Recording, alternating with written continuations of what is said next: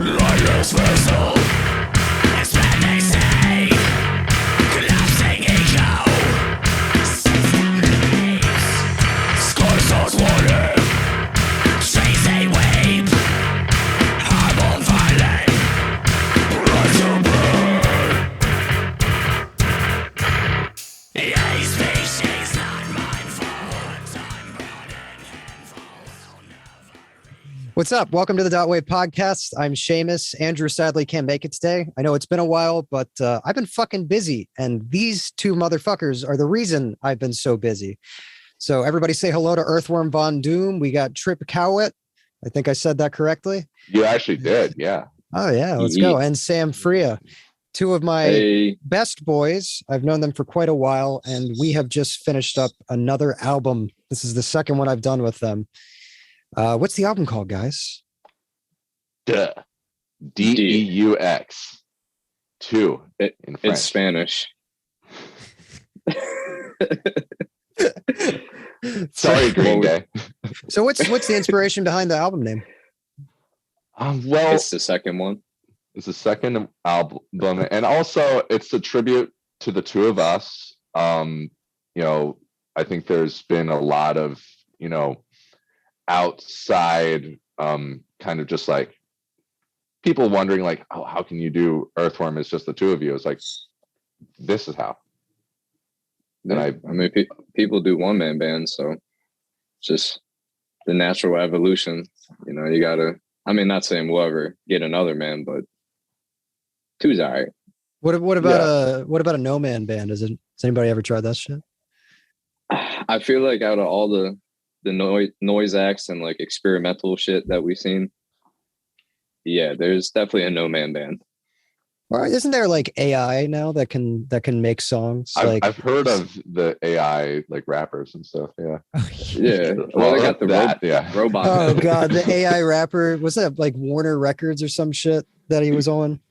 Holy shit, he had a major label deal for like an hour. Oh, that was bad. That was bad. I saw a post that they made where it was like him in a jail getting beaten up by a CGI cop. And it's like, Jesus, dude, how? Well, I think the algorithm they picked for him was just like every SoundCloud rapper that like 25% of them are dead, and then the other 25% are still relevant. What I mean? Are they I was gonna pretty have sure it was I thought it was a guy doing the actual voice. Am I wrong about that? It was a guy, but I think they just used his voice, you know what I mean, in like a couple of his songs, and then they just took like, they weren't putting Wu-Tang in that algorithm. Yeah, we're just completely talking out of our ass, so that's cool. From what I remember seeing an article where, because there was it went viral. It was like it's a white guy behind it, but I think it ended up being like a black dude and like a Asian dude, like behind it. Yeah, but seen it was a black guy.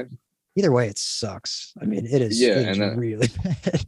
I think the dudes who made it, they recorded the black dude, but they were like two white guys trying to like capitalize on his, you know what I mean, on the hip hop shit. I fully endorse this slanderous statement. I haven't looked up any of it to be true, but it sounds true enough. I don't know. I read it all on Snapchat News, so it sounds like something a major label would do. I don't know. That's fine. If No Jumper says it's real, it's real. Yeah, it's like it reminds me of the Gorillas, but without a guy in charge. Yeah, the Gorillas with a lot of cap.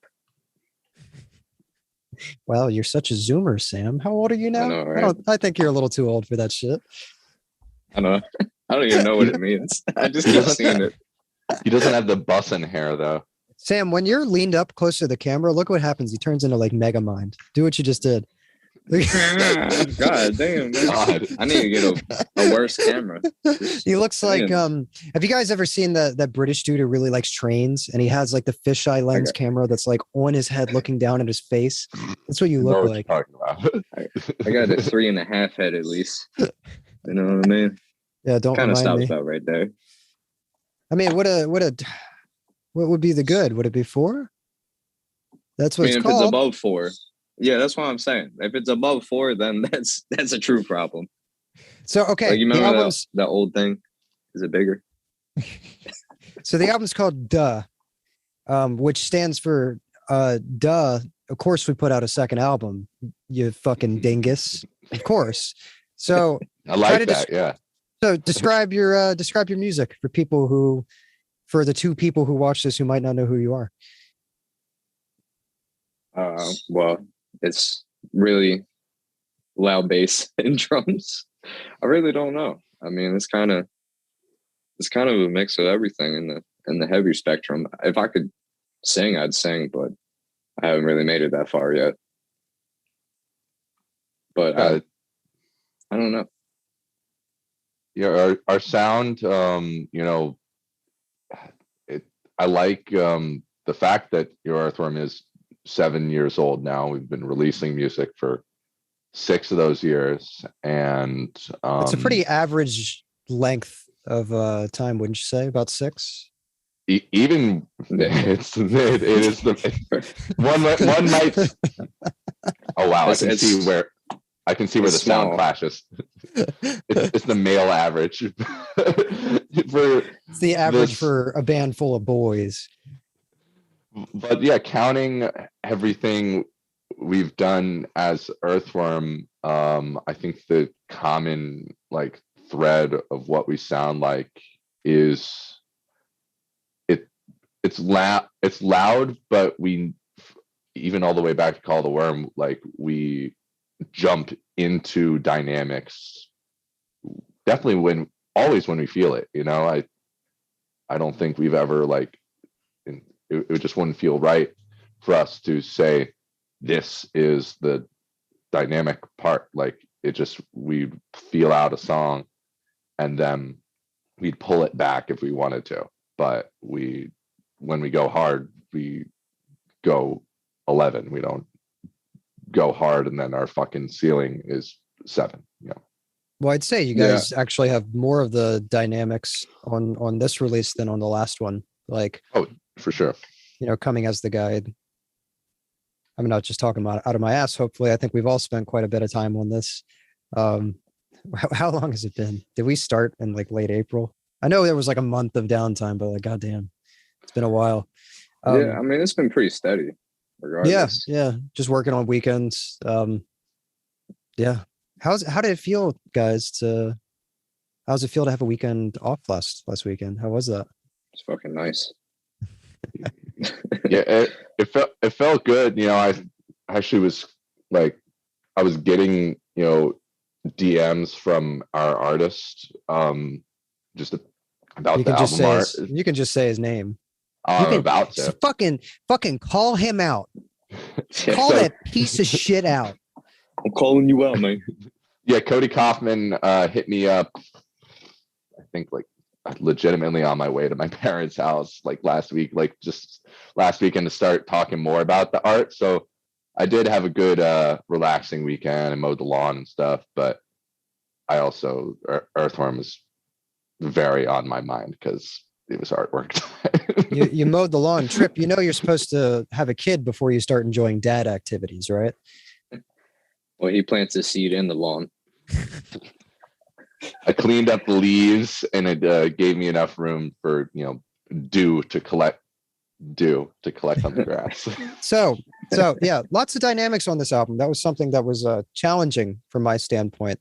There's a lot of sections where like, let's take Condition, for example, which is probably the most dynamic song on the album. It starts with like, really tight and mono sounding, and then we splay it out to the sides, and eventually it has kind of like a Latin style thing come in. I mean, it just changes so much. And at the end, there's a huge slam part, like fucking crazy, fucking nuts. What did you guys do to write like that? What kind of mindset did you have to get in? It was all just like, I basically wrote a song off all my warm-up routines. So I was like, they always sound nice, but I just never really put it into a song. It took a while, but I think less is more is kind of what I was going for, even though it's a lot already. Yeah, no, you're right about more. Yeah, Sorry. there was more parts to the song. Holy shit.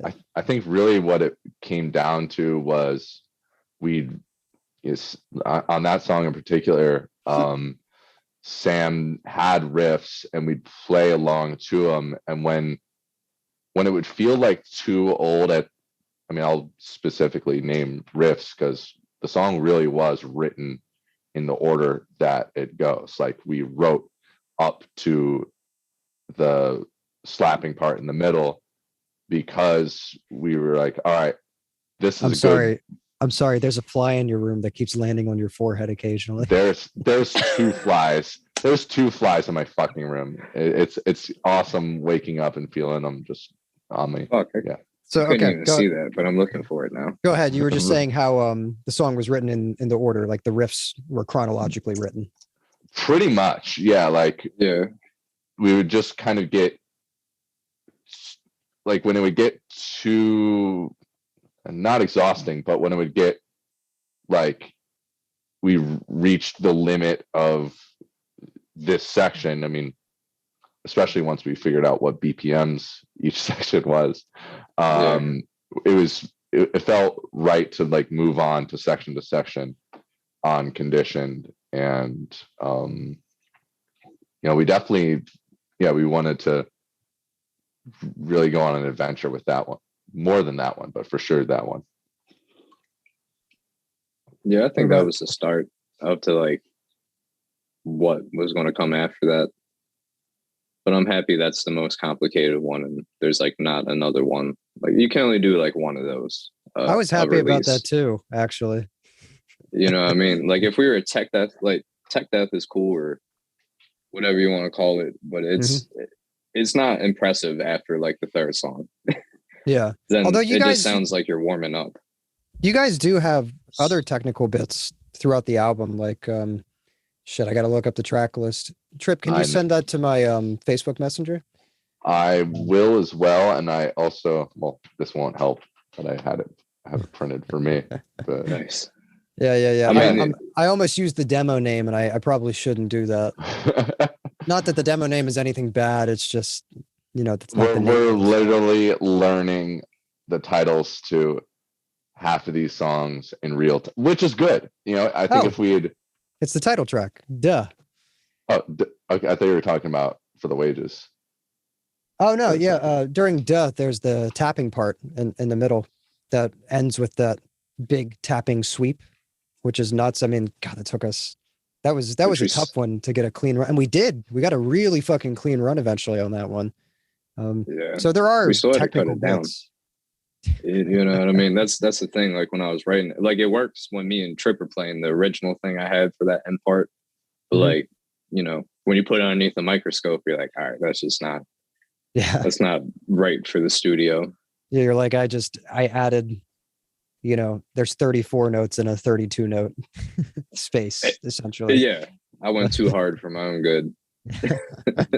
Yeah, we definitely. I will say that middle part in when Sam brought that in, I think that really influenced it. It was like a clear like indicator of where the album was going to go, because we'd had. By the way, does your video get flagged if we talk about the what disease from 2020? I have no idea. I have no idea. I kind of don't give a shit. So like I think it just gives like the little info bar underneath. I thought if you say if I said COVID, I didn't know if it's the thing. Like, I mean, it's not like we're spreading conspiracy theories. We're just talking about a time in our lives when that was Alex, severely affecting our life. Yeah, like Alex Jones was helping us. Right. Do you see the fucking video of him in the court? Like he's going back after court onto his show and like making fun of the judge of the case. And like there's this video of them showing the judge like one of his bits from his show, and the camera slowly pans over like it's a fucking Eric Andre skit. And on the screen you see the judge with like lasers coming out of her eyes. I mean, you can't write this shit. It's crazier than anything you could try to write. What a savage, dog. Complete savage. What a nut job, man. He's God, like, they is can't it take me to court twice. It's fucking entertaining, but like, holy shit, he's nuts. But yeah, fucking there were some songs that predated COVID, but I remember that middle melodic thing, and Sam brought that up during 2020, and I think that really steered the course of the direction we could go. Because I mean, Conditioned, we started writing Conditioned the week before the Exemptus tour. Like, Conditioned goes back 4 years, and at least the beginning riff, you know what I mean? That's when it started. Now, speaking of lengths of things, 4 years, that sounds like not a lot of time, actually. It's not a very long length of time is what I'm trying to say. Yeah, in the grand scheme, everything doesn't feel like it. You know what I mean?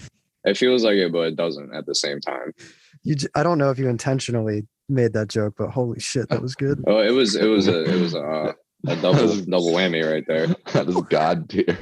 By the way, Seamus, we've known you for exactly 5 years. Wow. I just wanted to let you know that. I just don't want to go too deep into like old stuff. But why don't we talk about old shit a little bit? Why don't we talk about how we met? Because we're promoting a new album. But, we got a fucking hour. It's only been 15 minutes. Woo! Well, that's like record short in our time. But, yeah, today is the 5-year anniversary of us playing almost all of 8279, which we played Slip Me for the first time today. We played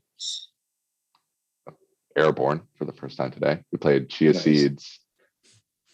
We actually played Chia Seeds and Subhuman at the show like 2 days before it, but we played Bro and Bioenergetics at that show. So we played almost half of the last album at a house party show we did as we were moving out of the house. And the house is down the street from the studio you were working at, and right around then, actually all the Exemptus guys, but for sure, Nick and Bobby were coming over like on weekends, really at the end of tracking with you to start planning our tour we did in Canada in 2018. But there was, glowing recommendation for you from Nick and Bobby. Well, I heard from a bunch of other people too. And from I had heard professional, people.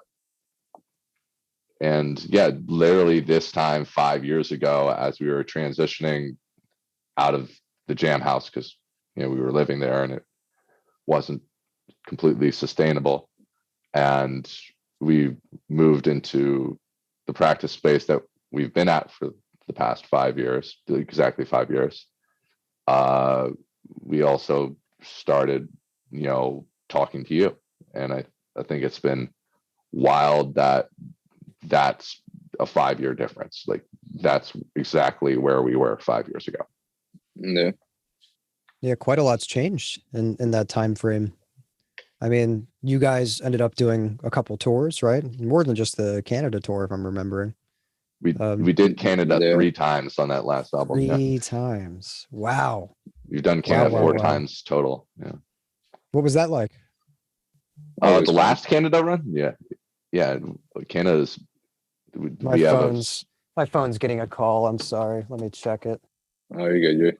I see your screen freezing up. Yeah. It's from fucking the prescription guys. I probably have to take this. Okay, we're back. Sorry about that. I had to take a call with insurance. A bunch of fucking insurance cucks keep fucking around with my life, as they do for everybody. Trip, Sam, I think you guys were talking about how you were playing through the last album that we did together, about 5 years ago today. Or it might be exactly 5 years ago today. We were just kind of reminiscing about recording at that time. And I just to kind of steer the conversation a little bit more to be relevant to the album that we just finished. The last album we did without a click, like you guys came out and you banged it out. I think it was one day, right? Maybe another day for vocals. For the instruments, I think it was basically all one day. Yeah, and then this time we decided to go complete opposite direction. We decided to go, let's do it to the click. Let's get it nice on the grid. Let's be pros about it this time. What was that experience like for you guys? It's a pain in the ass, but it was. I think what a lot of people get construed and what we would get fucked up about it before is like trying to practice to it beforehand and like understand what you're doing correctly and what you're not doing. Mm-hmm. You know what I mean? I think it just kind of adds to like the whole theory of whatever, theory in music or theory of time or relativity or signature, whatever you want to call it. But it really does help. I mean, I feel like when I play without a click, I'm tighter now. It's kind of like running with like combat boots on. You know what I mean? You take them off and you feel just a little bit more on point. Yeah. And how about you, Trip? Yeah, and I think the click as a writing tool really helped us like make sense of these songs. And then when it came to recording them, the biggest thing with the click for me on the drums and for all of us, for me on the drums, Sam the bass, and Sam following vocals with it, was just being comfortable with getting section by section. And I think it was a really useful guide to tighten up tempo changes, tighten up parts that just when we're playing together and the click is going, we're not going to stop if we have, but we're not going to stop where we're at in the middle of the song to be like, oh shit, we were off at that part.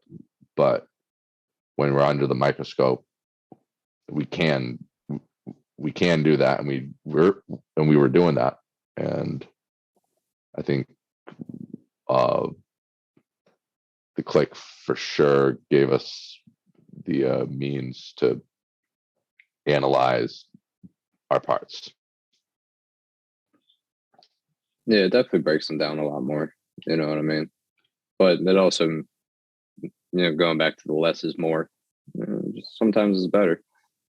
You know what I mean? Or you can hear the click, you can feel it more. You're not going in between. Not, you can always break down and subdivide stuff, but like you can only do that shit so much. Yeah. Well, it's something I've noticed playing to a click. Like I think a lot of producers, just because we sit in front of our computer and usually the first person we're recording is ourselves, just to have something to do. A lot of us get really good at playing to clicks, and after a while, you start playing without one and you feel like naked. It gets really, really strange. Although, like you're saying, it does make you tighter overall, even when you're playing without one. But yeah, I think writing without a click is good, and then when you go down to like solidify what you're doing, then figure out your BPMs and all that shit, and then just see if that works, and that'll tell you like what you can do further on. You know what I mean? Or what makes sense. So we don't play jazz, so it's not. If we're jazz musicians, it'd be a whole different type of album. Yeah, I mean, jazz is all about those, subtle tempo shifts. Like it's all about the feel, right? It's about all the musicians kind of like ebbing and flowing together. But I think some of that is it's cool, but it's also kind of pretentious.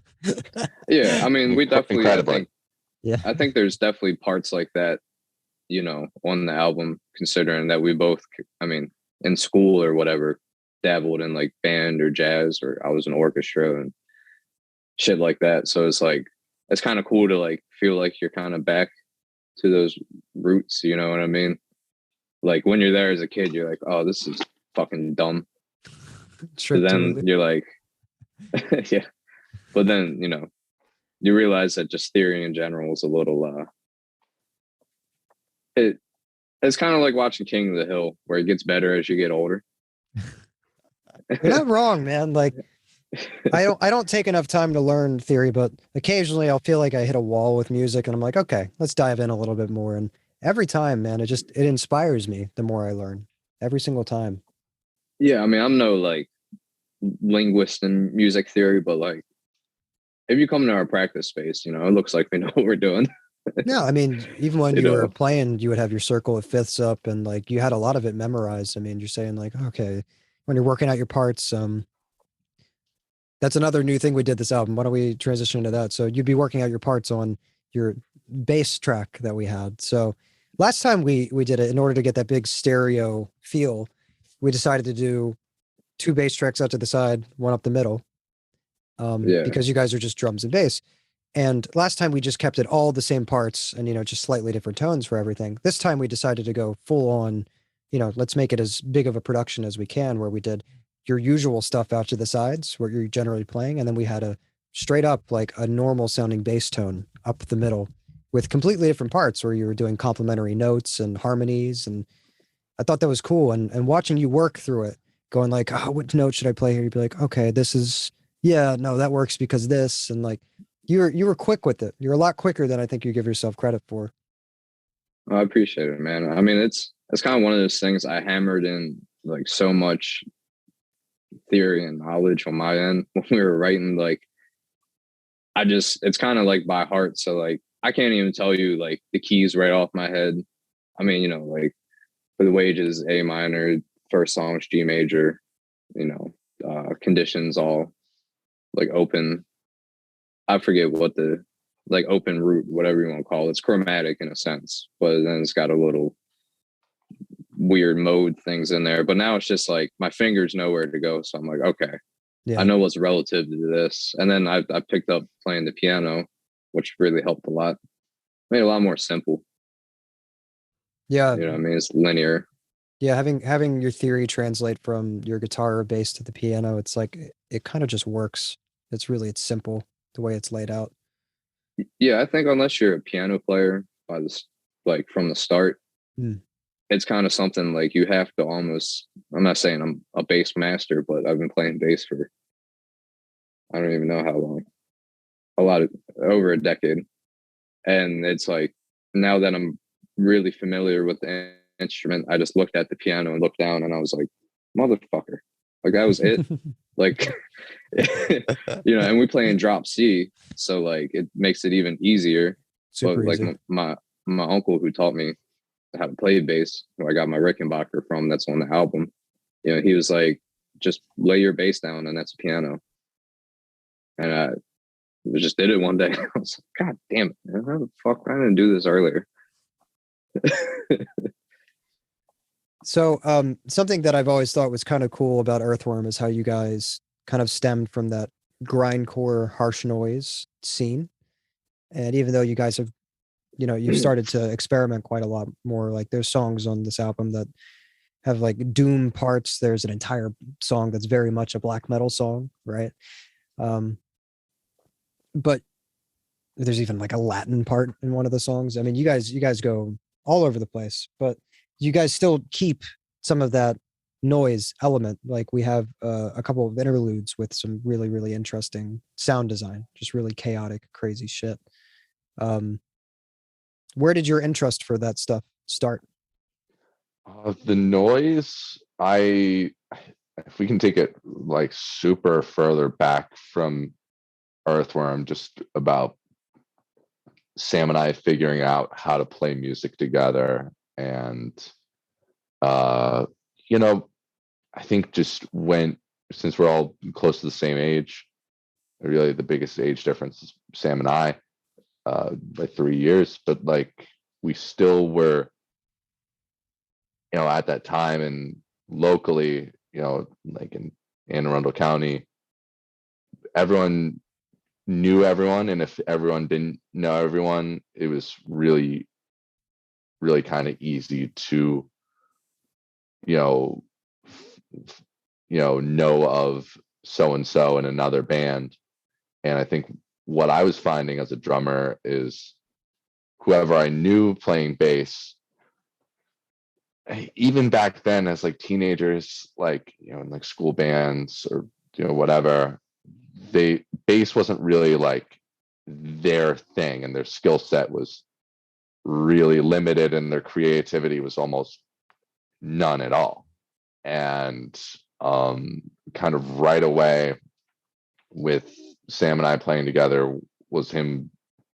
I think it's just because also this was the point in his journey where he was starting to have pedals, and he was starting to work in, oh, I can put a phaser on my bass, and obviously like total high school influences, like it was reminding us of Cliff and things like that. And I think our love for noise stemmed all the way back from that, because Sam was doing things on the bass that I certainly wasn't hearing from other people, and things that sonically were filling the songs up.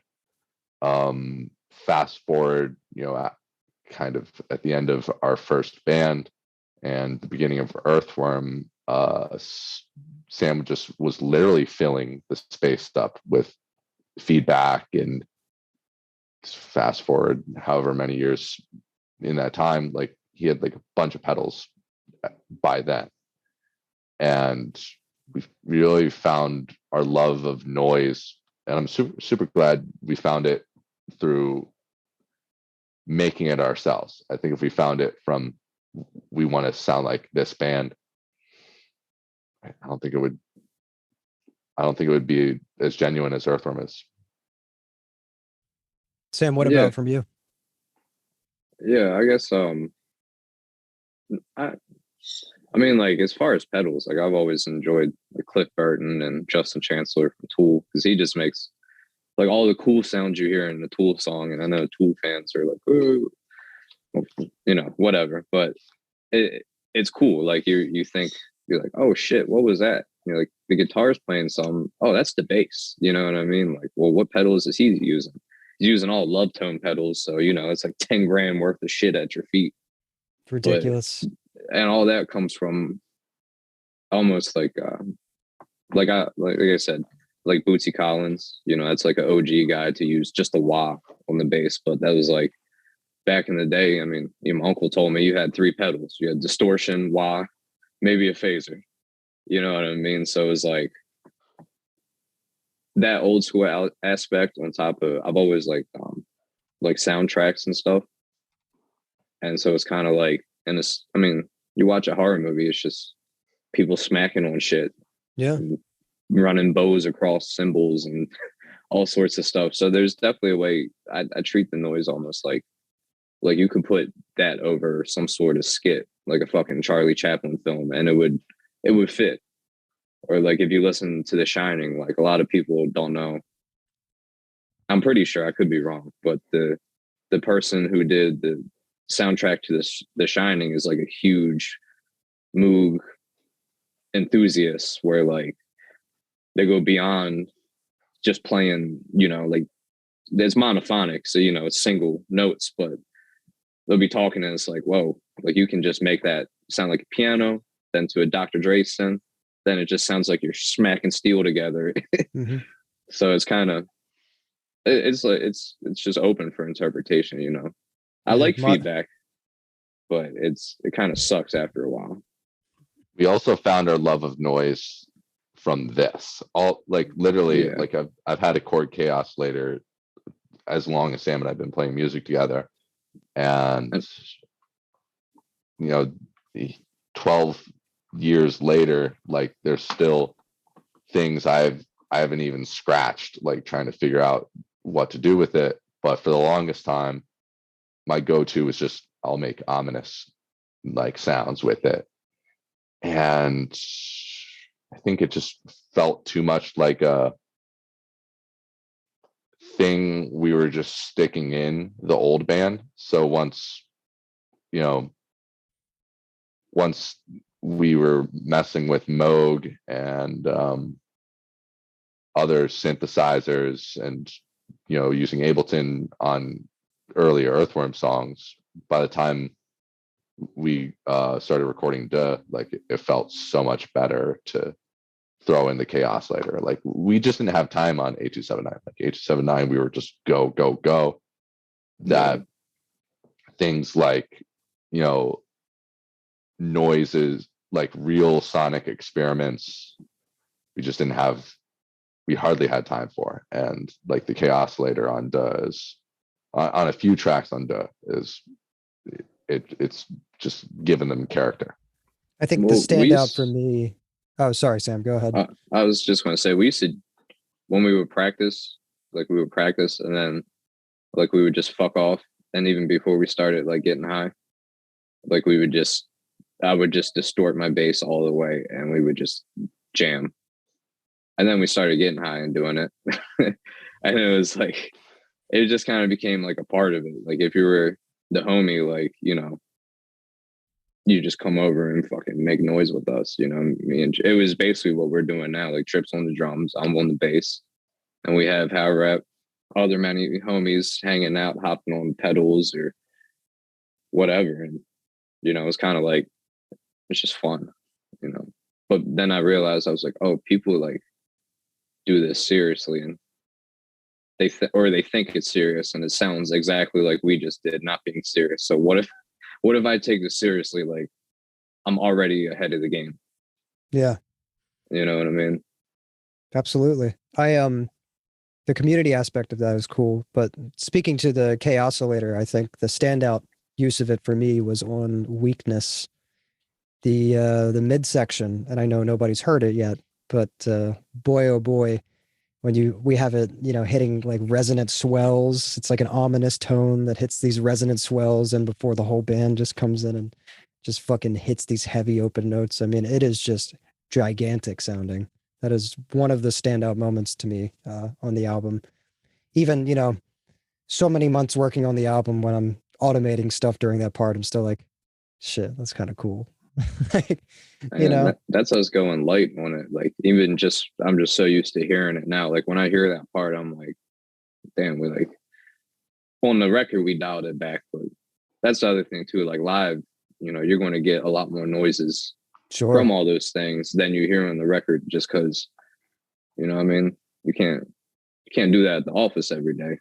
I think it was tasteful though. The way it showed up on the record is extremely tasteful. Like it sounds huge, but not like if you added more to it, or you made the sounds more complex than they were, then I think it would have actually subtracted from it in that sense. Yeah.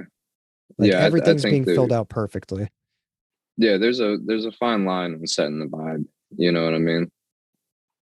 But once everybody hears it and then they know what the vibe is, and it's like, all right, now we can go a little more.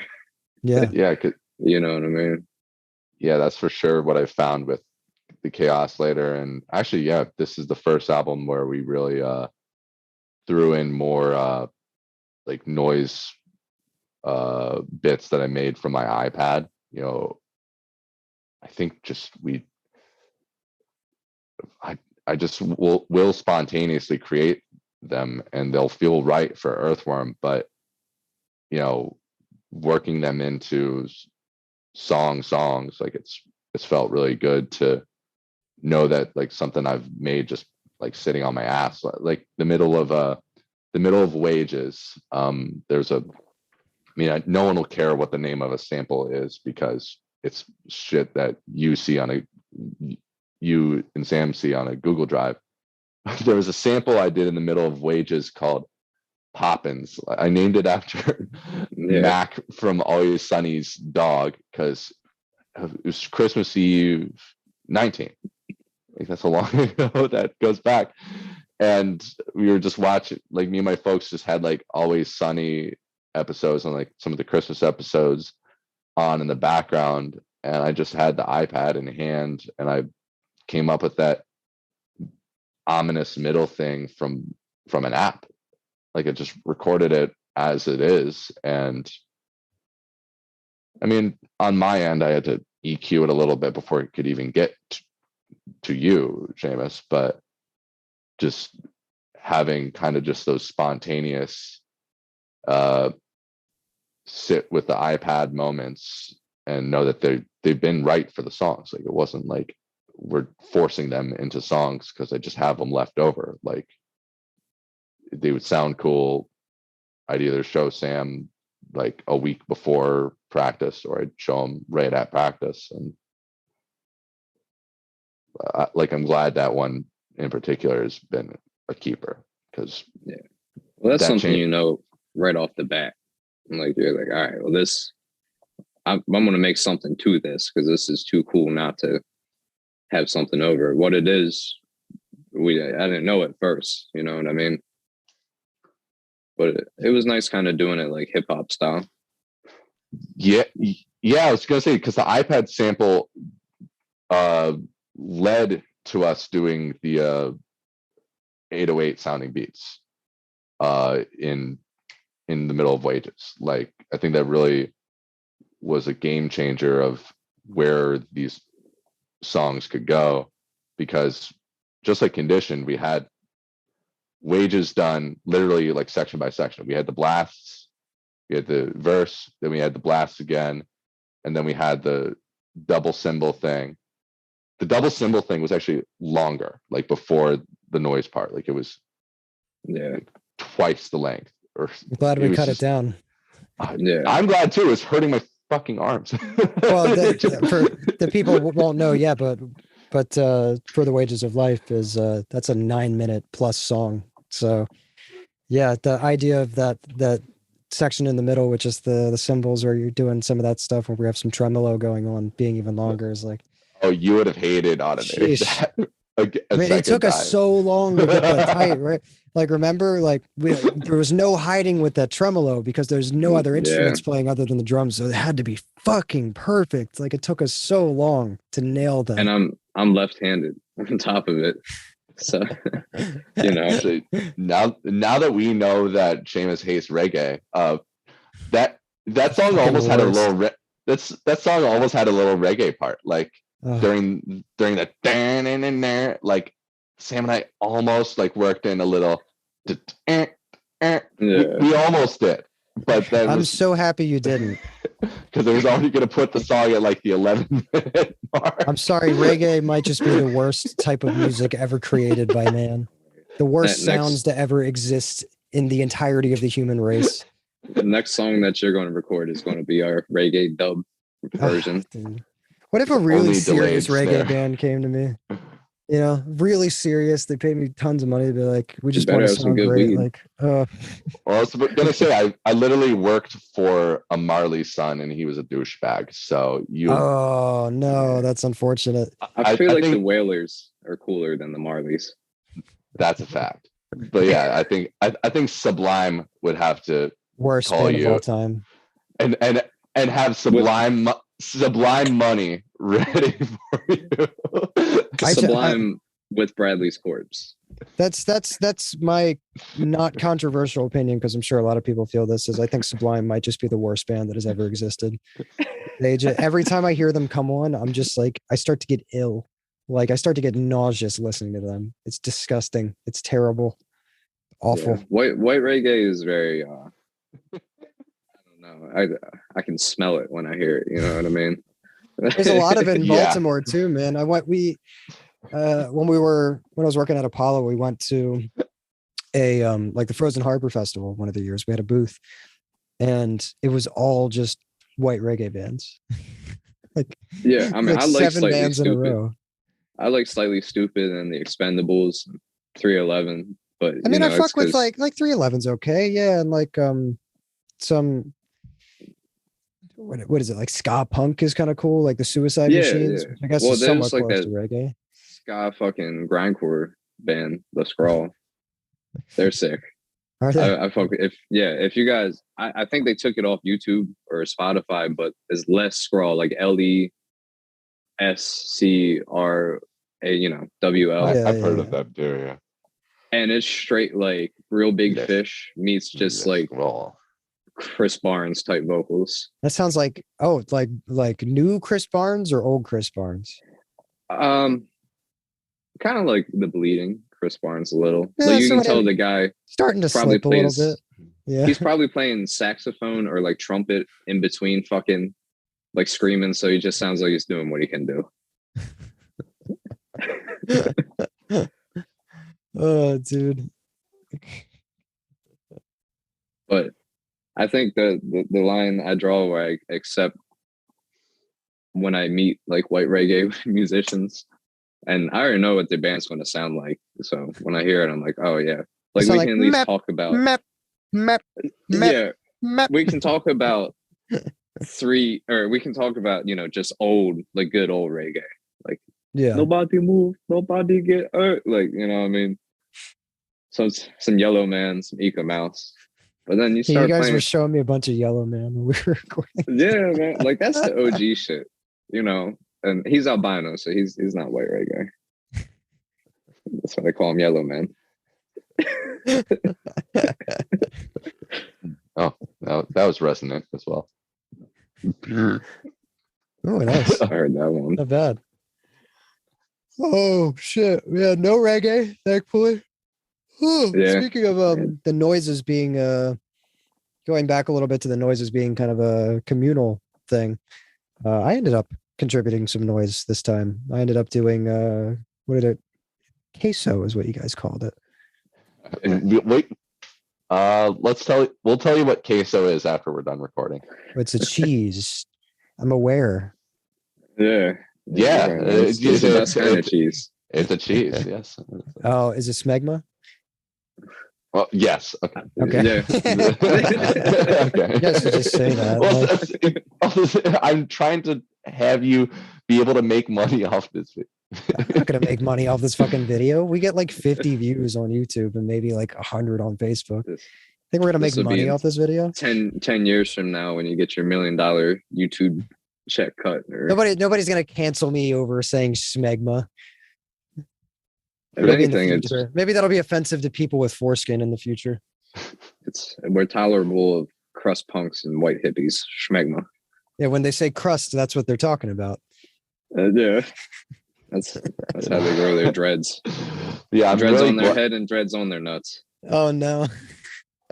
But I've definitely been like actually preparing to kind of. I might as well address it now, just because it's the first interview for Deux. It's the first interview we've done in a long time. And just the fact that, the album and the album title is a tribute to, this is what just me and Sam can do. This is just what, we can do and how creative we can be without relying on, this is when the guitarist plays it. This is when, the fact that Sam's been working in keyboards and all this stuff, and Sam and I have been working in noises. It should be noted that I didn't contribute anything. I was just in the room pressing buttons. And what I was going to get at is this album is the tribute to me and Sam, but there are a handful of other people that contributed noise to some tracks, and I think it definitely goes back to the formation of the band of Sam and I are in the room, and if our friends are nearby because they're holding the bong or whatever, it's like, okay, we'll come up and make a little noise with us, but me and Sam are in charge. And that's something that I found when I had some friends of ours do noise on a few tracks, because it's the refined version of that. You arranged Queso, AJ from Odium.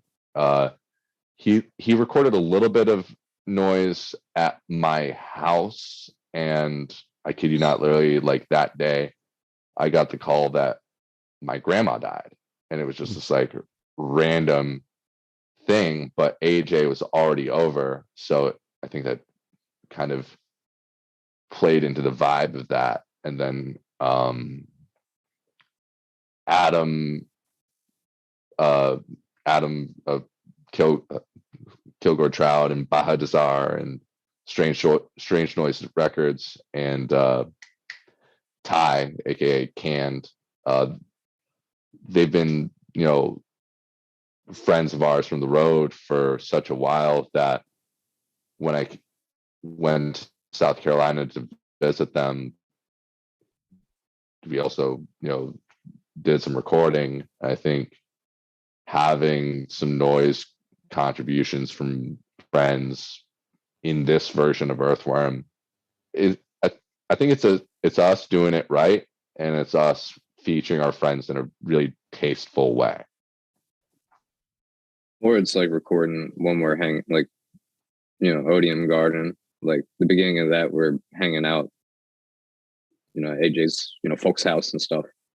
So all the noises are either recorded by us or made by us, like naturally, you know what I mean? Yeah. Like we just, you hear bugs and birds and shit outside, and it's like, all right, turn your phone on, record it. Yeah. It's kind of like old school, but with obviously new technology. Oh, certainly. Yeah. Yeah. Because once you You put know in what I mean? Ableton or Reaper, you can fuck with it. Yeah. Like everything that's sampled is 100% all authentic.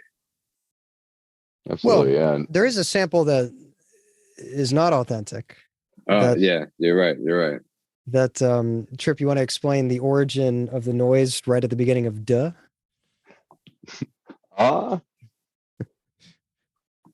YouTube to mp3.com is a friend sometimes. Yeah, okay. Well, you don't want to explain the origin of it.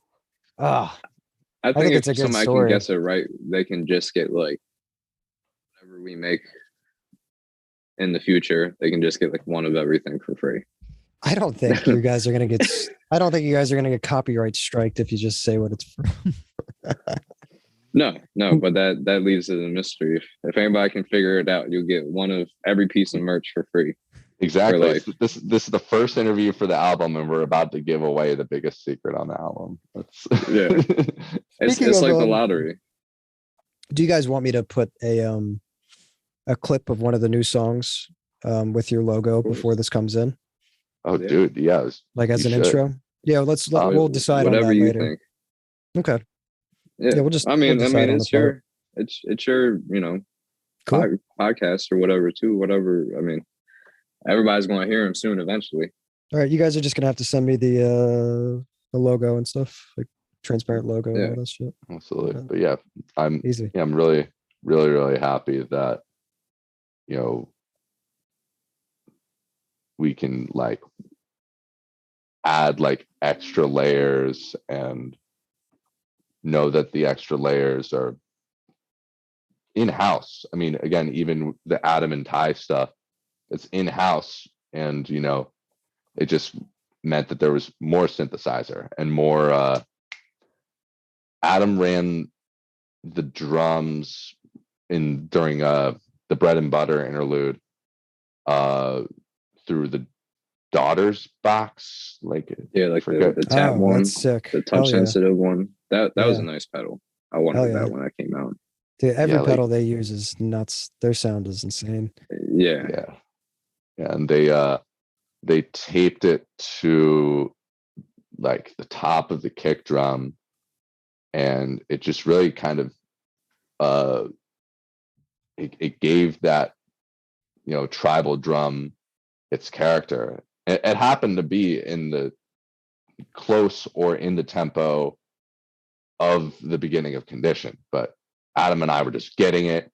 Like diplomas and framed shit were falling off the walls, but like we just kept going. And I think those kinds of contributions, those kind of magic moments give their character. I think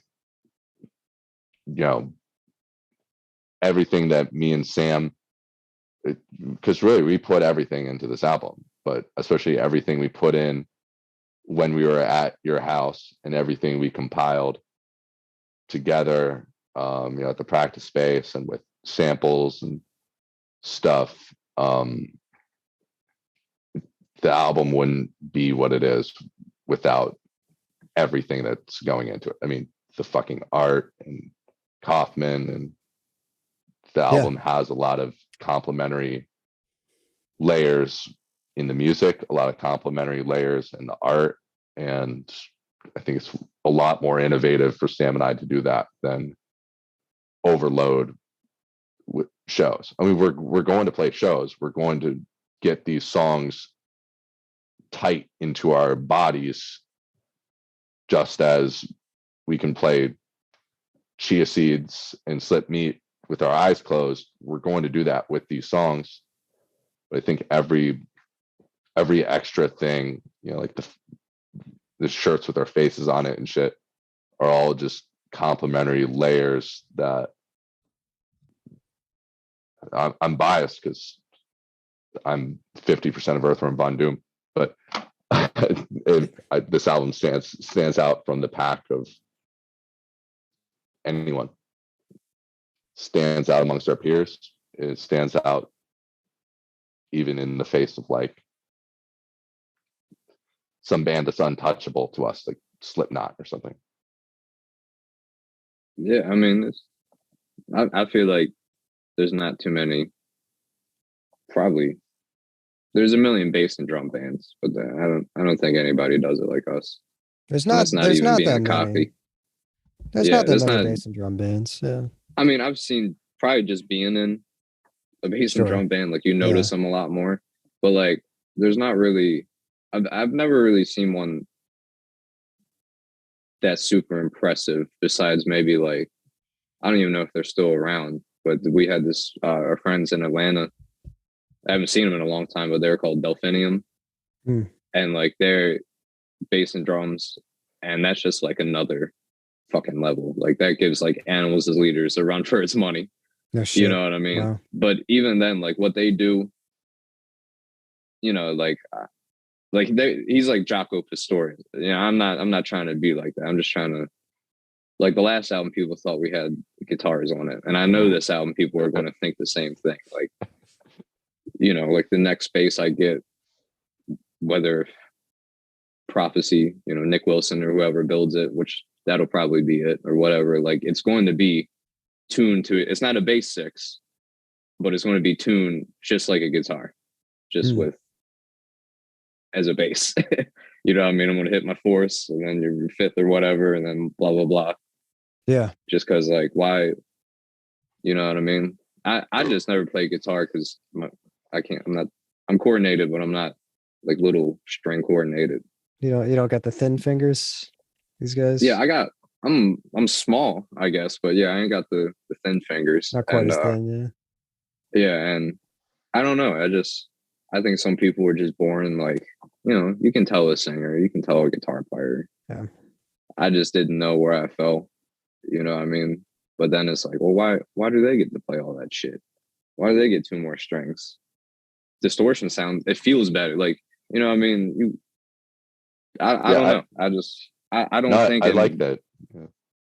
I like that concept because it reminds me of Wes Borland's like converted 4-string guitar. Like, so yeah.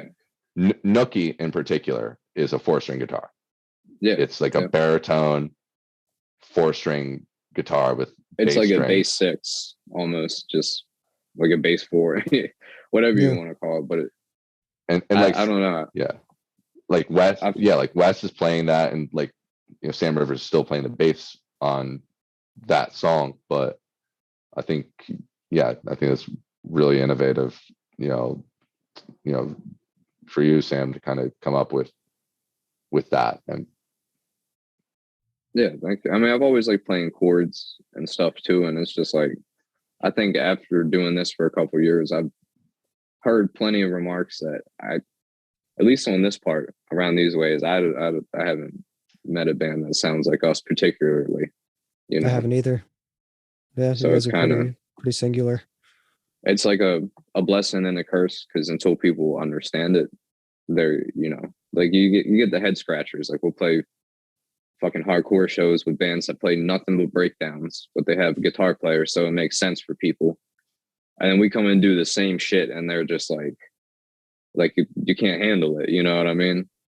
It's like how many bands you see now without a bass player, and they sound like shit, but they still sound good. They just don't feel it.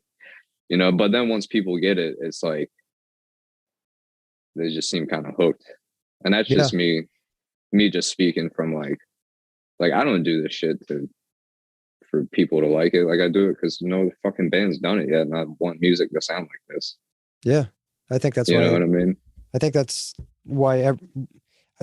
I think that's the only reason why any music should be made. Honestly, like you want something that sounds exactly like that, so you make it yourself.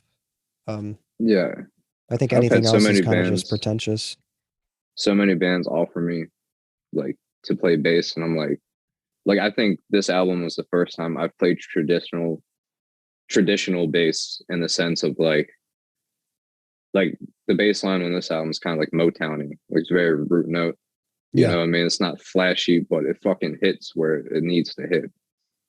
You know what I mean? And almost like you could listen to the song without the guitars and just the bass, and you're like, oh yeah, that's them.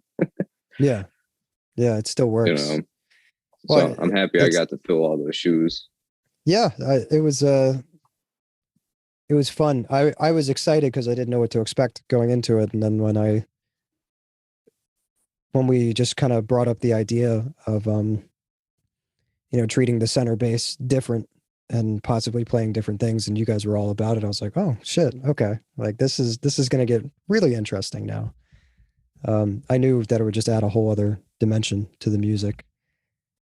I think it definitely separates it from the last album where it's this big wall of sound of just one thing, and now it has a lot more depth to it. Thank you. I think what I've been trying to like, I mean, look, and I was telling this to Seamus the other day, is that I'm always going to listen to everything we do like a member of Earthworm, just like you, Sam, you're going to listen to everything we do with the creator's fucking hat on. I've been trying to listen as a fan, and one thing I'm landing on is that if I was, 16 again and I was learning about extreme music and learning about extreme virtuoso musician music, which, I mean, we're not extreme virtuoso musicians, but we are paying tribute to that. And I think if I'd gone from like in my music journey, if I'd gone from like Linkin Park to Cynic in a day, that's too hard of a jump. But I think, I think Deux in particular scratches the itch of if someone heard this and, isn't ready for Rust in Peace or Cynic or Focus or Chasing Air or whatever, I think they could hear this and climb the steps to get to Destroy, Race, Improve and Focus and,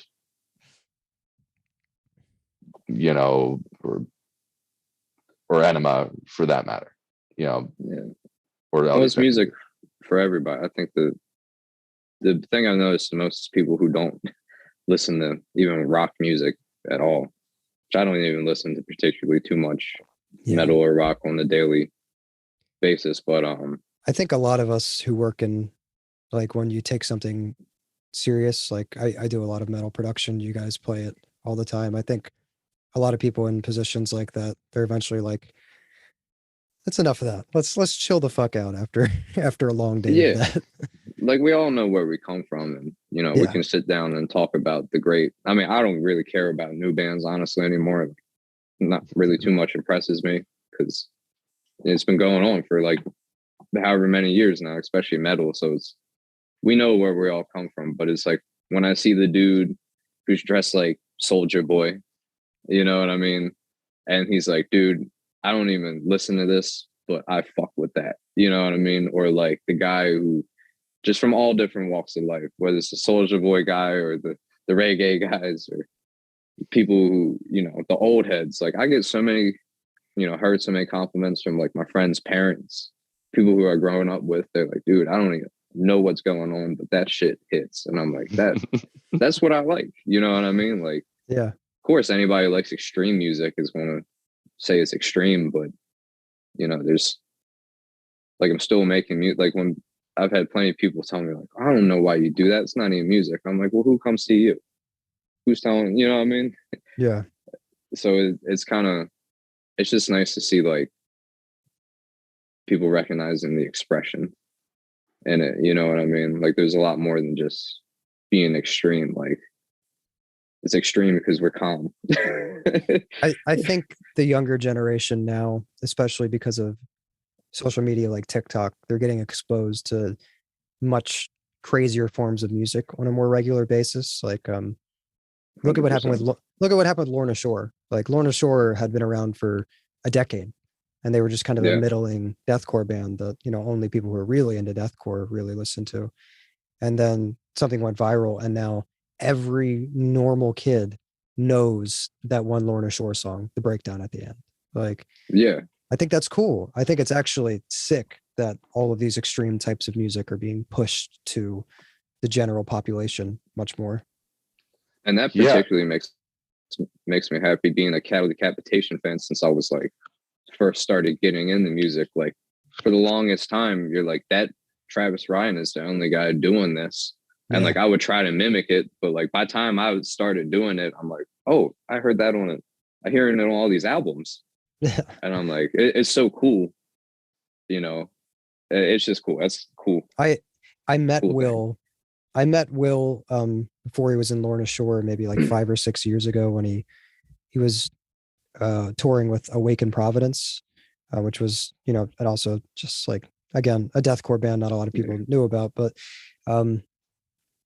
yeah, so nobody really, you know, smaller band, like touring act, they were cool, but smaller touring act. And I remember going up to him and being like, dude, that was sick, because he was doing like the Travis Ryan shit, and this was like 6 years ago, Yeah. and like, you know, people were just starting to like fuck with that in deathcore, and he was so genuinely cool about it, such a sweet guy. And then we just nerded out about like Cattle Decap and like brutal death metal and black metal for a Yeah. couple minutes. Like that guy deserves all the love he's getting. He's a cool guy.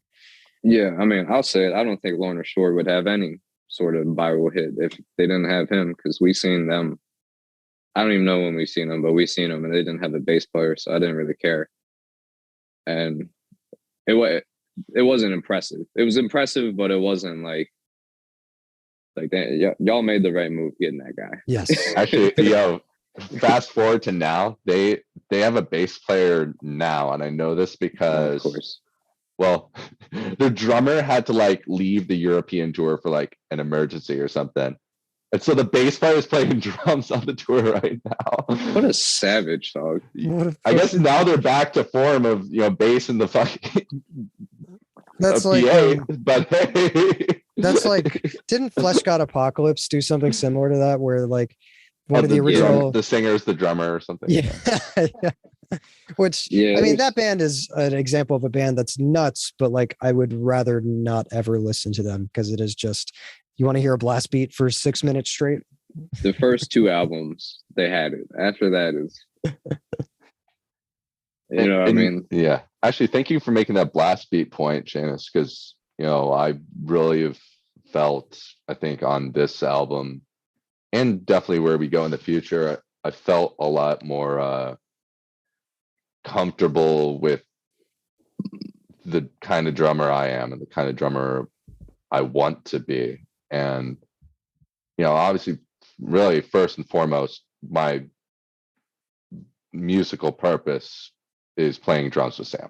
Like, we're so far past the point of my drumming belonging to anything else. My drums, I mean, I even was in a tribute band to Linkin Park, and those are my childhood favorite songs.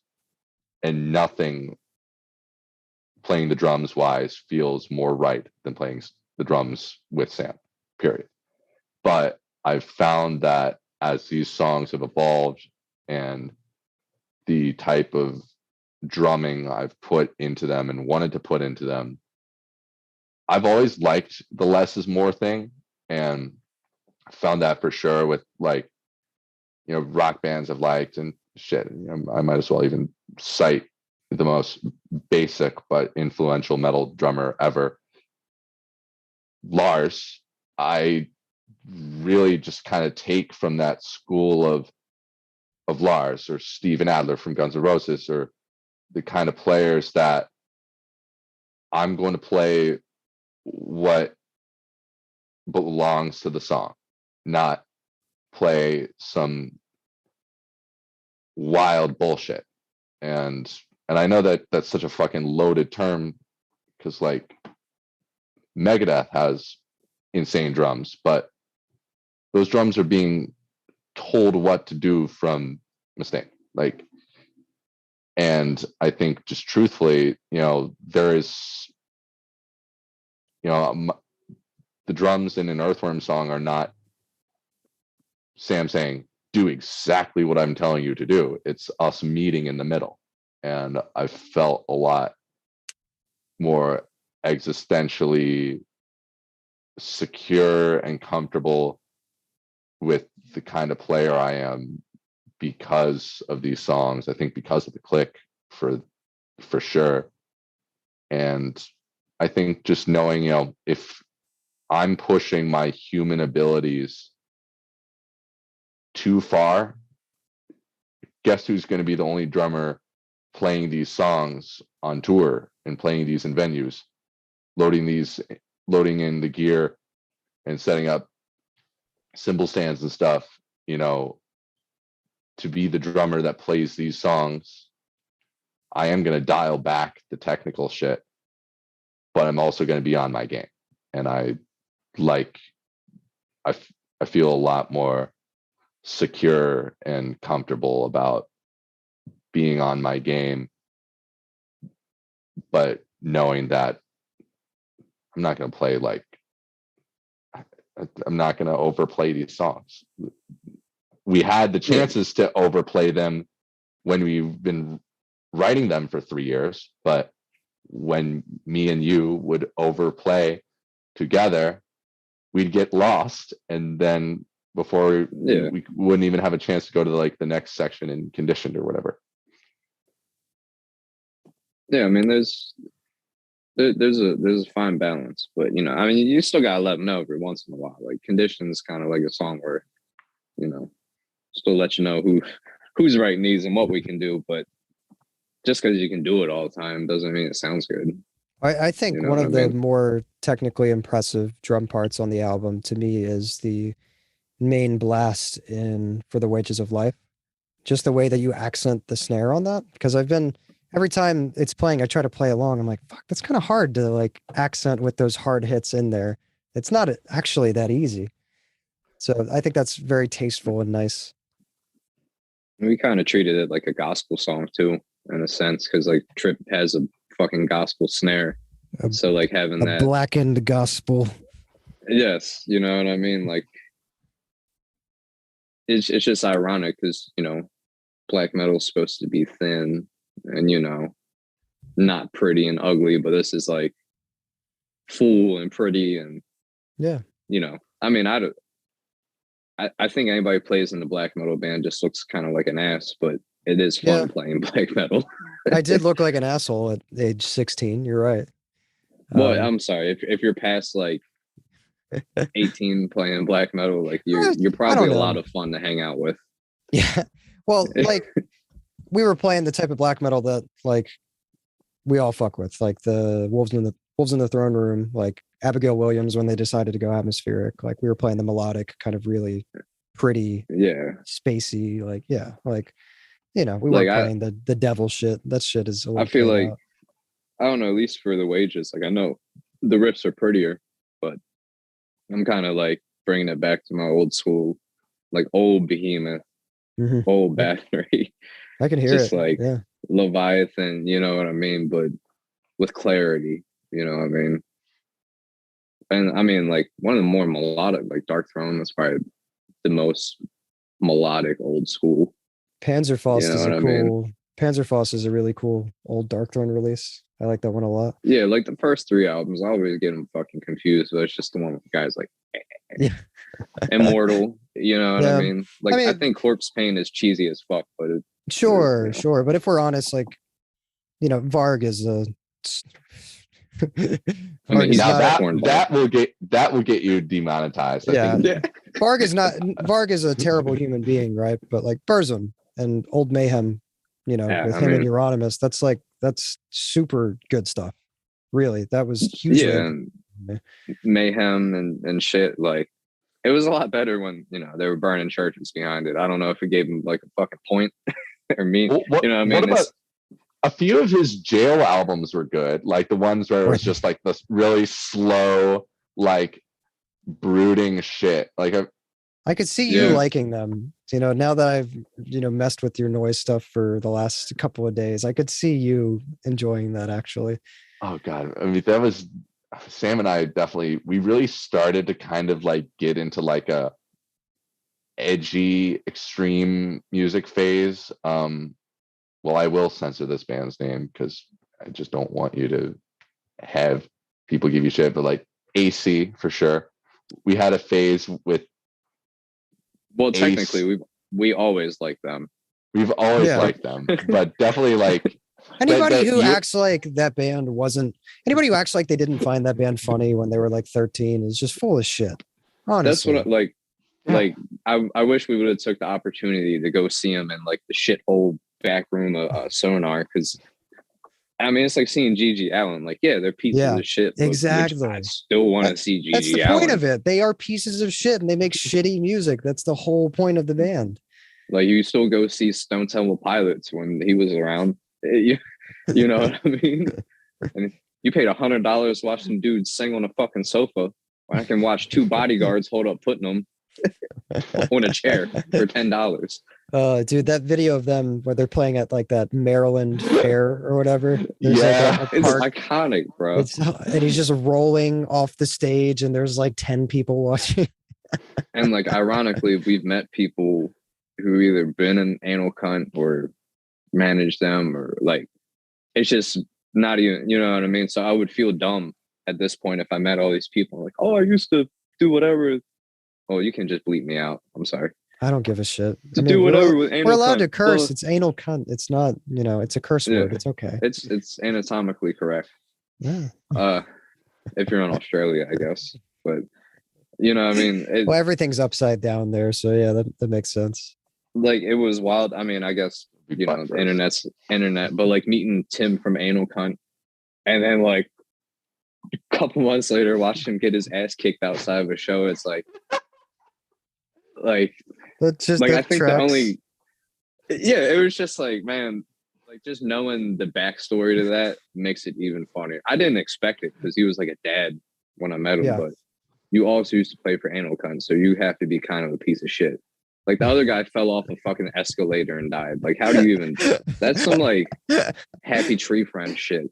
You know what I mean? Yeah, I mean, their whole story and just Seth in general, like, that's like, also speaking of shit that you can't really write, like, that is also just funnier and more bizarre than anything you could try to write.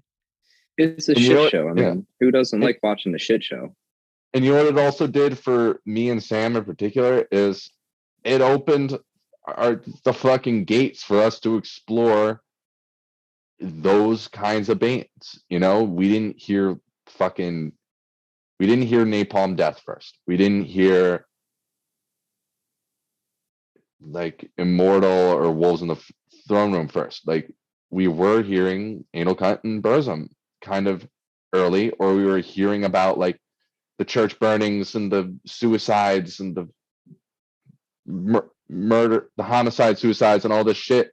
Like, that shit was funny and things that caught our attention. Well, it's wild too. There's a certain mystique about all those older black metal bands that the newer ones just don't have. The newer ones are on social media like, hey guys, hope you like our band, like and subscribe. And the old ones, like, you didn't know who the fuck they were. It was like a grainy picture and they were burning churches and doing crazy shit and killing people. I mean, like, yeah, there was a lot of mystique to that genre back then that is just lost nowadays. It was intriguing. Kind of like when you find Gucci Man for the first time, or like Jeezy, you're like, oh, these guys are actually doing it. Like, maybe not now, Gucci, you know what I mean? But like, it just makes it better. Super generic. Yeah, like super generic. Like, you know, when we were kids and we were hearing about, other than like 50 Cent just being a massive artist, the legend of 50 Cent was like, we would be in third grade, like, oh, do you hear got shot in the mouth night? Like, you know what I mean? Yeah, like mouth? that. Everybody knew that shit.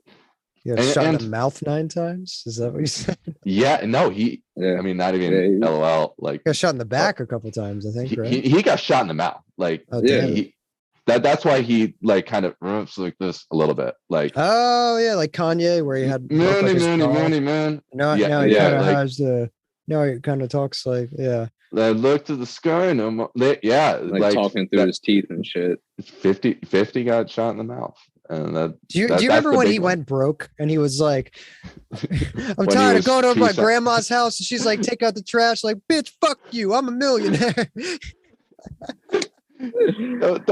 He did that fucking ice bucket challenge. He was like, I'll donate $20,000 to ALS if Lloyd Mayweather can read one chapter of Harry Potter.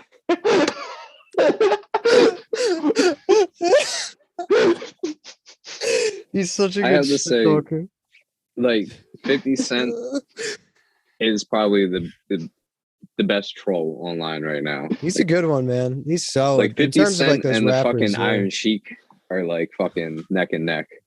Isn't it crazy that 50 Cent became more of a troll than Eminem did over time? Like Eminem early career, you're like, you would expect him to turn into what 50 Cent is nowadays, just like talking shit on everybody. But no, M is just like, maybe it's the drugs. Stable. Like 50 maybe wasn't pop it. Yeah, like 50 doesn't pop pills and shit. Like, maybe M has to do drugs again in order to be funny like that. I think that's 100% true. Honestly, it's like when Seth MacFarlane got sober and tried to do Family Guy. It's like, it's good now, but there was like a couple period of seasons. Is it good now? Like, I remember it got bad. So dude, I have to say, like, I mean, I'll always watch Family Guy even if it's bad, but I'd say like the last 2 or 3 seasons, I've been laughing my fucking ass off, dude. Shit. All right, like, it reminds me when we were younger, you know what I mean? When it was on like Fox or whatever. I've been laughing at the Lord of the Rings series that Amazon just put out. Started it yet? Man. Bro, the Game of Thrones spinoff is really good. Actually, like, it's genuinely very good. But the Rings of Power, I was like, I'll give it a try. Why not? And like, no shit, at least like 3 or 4 times each episode, I'm just laughing for the wrong reasons. Like, it is just like cringe. It is bad, man. Just shitty writing. Produced well, at least. Like, is it cool to watch? Visually, it's nice. Not really. It's okay. The sets look fake. Like, they don't look lived in, even though there's been a lot of money poured into it. Like, they go to like a guard tower, like Osgiliath, that's been there for thousands of years or whatever, and the wood is like fresh with no like treatment or staining. Like, it doesn't look weathered at all. Like, it just looks like a movie set. You know? The movies had like that certain grain to it. The movies are beautiful. They're phenomenal. Yeah, but it had like that vibe. You know what I mean? Like, when it was bright, but when it got dark, that shit was like, oh damn. Well, even like what do they call it? Hobbiton or the Shire? Even the Shire in the Jackson films, like, they made that set and then they just like tended to it for like 6 or 7 months, so it looked like lived in. So things like, it didn't look so clean and cut. Like, things overgrew in certain areas and just looked like a real place. So there's none of that in the Amazon series. It's very clean looking. It's too clean. Yeah, it's like watching old movies on 4K TVs now. You just don't watch the old Star Wars movies in 4K. They look like shit. You can see like smudges, finger smudges on Darth Vader's armor and shit. Oh no! I'll take Spaceballs any day over Star Wars. Oh yeah, that's the way. Well, all right. Now we're talking about movies. I think we've got over an hour of content, not including the part where I stood up. So I think we're good to wrap it up, guys. Any last things you want to say? Anything you want to plug other than your album? I guess just since this is an internet thing, you know, just keep up with us on all social medias, Instagram and Facebook. Hit that subscribe button. Ring that bell. Button. Smash the like button. Give us your money. That too. You know, we're always down for taking your money to give you a nice product. So when's the release? When's the release date? Are we announcing that with this? Yeah, Friday, September 30th. Hey, boy. So it's right in time for your spooky activities for fall and your pumpkin chai shit and all the other Starbucks things that come out around this time of the year. So what are we it's getting? We're either- getting a CD, and what other merch are we getting? Starting with just the CD and then adding stuff later. Starting with CD, we've got a couple shows booked, and we're hit us up to book more, because we've been spending all this we spent until right now making this album. So we'll be in Philly on October 8th, and we'll be in Fredericksburg, Virginia on November 12th. Hell yeah! For some special release shows. So you know, definitely order. We got Big Cartel and shit where you can buy stuff. Order CDs for your loved ones, or your boyfriends or girlfriends or whoever. Get one for your wife's boyfriend also. Yes, for your wife's boyfriend and your husband's boyfriend as well. Everybody gets one. It's equal opportunity. It's music to make love to and music to kill somebody too. So it's whatever you choose to do with it. Lots of twists and turns. We've laughed, we've cried, we've had many breakdowns and everything in between trying to get this album done. I think it turned out pretty cool. It's been a very fun process, and this podcast is kind of the capstone to it. This is we're finally done. Feels good, guys. I'm pretty happy with it if you guys are. I think it. Oh, I am. I think it just proves that even when we try to be professional and do business, it doesn't really. That really turns out that way, and that's the way I like it. Yeah. Well, fuck it. If you're not having fun doing this stuff, then what the fuck's the point? Exactly. I think that's the biggest thing to take away from this whole album is just enjoy what you do and have fun. Absolutely. People say it sounds like shit. Well, they suck. Yeah. Yeah, absolutely. You suck, Seamus. Yeah, thanks. It's fine. I suck and blow. You're the only producer that blows his clients. So give him all your money and you will definitely get a nice. I'm like an escort. I'm like an escort. The audio business is just a front. Like you're really paying for sexual services when you come to me. Your wife has your boyfriend and then you have your producer. So it works. So, okay, cool. Let's say goodbye to everybody and I'll stop the recording. So goodbye. Thanks for stopping by. If you've stayed this whole time, you're amazing. Gooses. Earthworm Von Doom. Duh. We back.